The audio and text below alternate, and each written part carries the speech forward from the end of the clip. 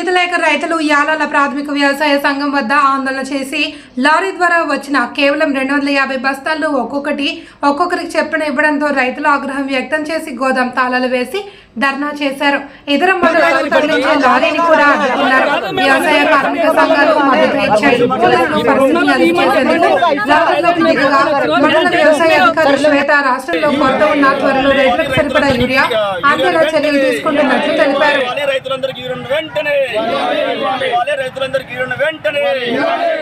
నశించాలి అధికారుల మొండి వైఖరి, నశించాలి అగ్రికల్చర్ అధికారుల మొండి వైఖరి, నశించాలి ఏవో గారి మొండి నిర్లక్ష్యం, నశించాలి ఏవో గారి మొండి నిర్లక్ష్యం.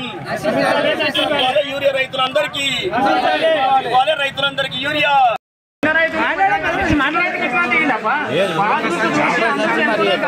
ఎప్పుడు వచ్చినాను సంచులు ఎన్ని ఇస్తారంట ఒకరికి?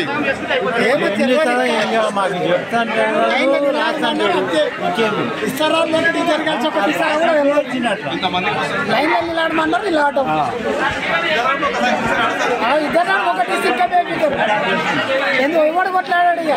రేపు రాకూడదు ఒకటి ఇస్తున్నారు పోయితాడు కదా. ఈజే కొరతలు అని చెప్పేసి రైతులంతా మొత్తం అంత మోసం ఏం చేస్తున్నది. ఈ పొద్దుగాల నుంచి 9 గంటల నుంచి వచ్చి ఆల్రెడీ ఇప్పటి వరకు వెయిటింగ్ ఉన్నాము. ఏవో వచ్చిందని చెప్పి వచ్చిన తర్వాత టోకన్ జారీ చేస్తామని చెప్పేసి ఇప్పటి వరకు ఆ టోకన్ల సంగతి లేదు.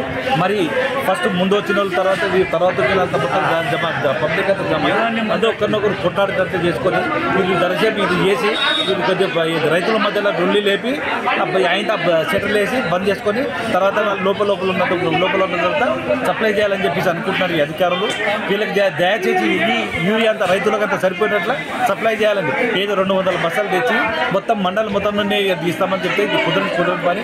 కాబట్టి అందరు ఖచ్చితంగా గవర్నమెంట్ కూడా ఖచ్చితంగా ఇట్లా తీసుకొని రైతులకు ఎవరికైనా అన్యాయం చేయకుండా ఇంచుమించు ఒక 2-3 లోడ్లు ఒకటేసారి తెచ్చి ఇచ్చేస్తే అందరికి సరిపోయేటట్టు ఉంటుందని చెప్పేసి కోరండి.